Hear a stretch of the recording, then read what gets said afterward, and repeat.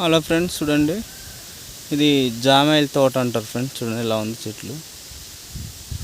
చూడండి ఫ్రెండ్స్, ఇది తోట మొత్తం నాదే. చూడండి ఇలా ఉంది చెట్లు, చాలా బాగుంది కదా.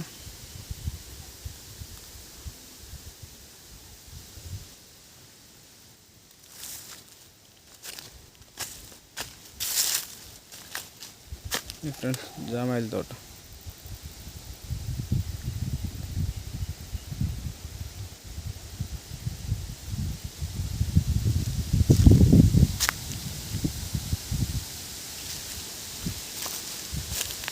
చాలా బాగుంది కదా.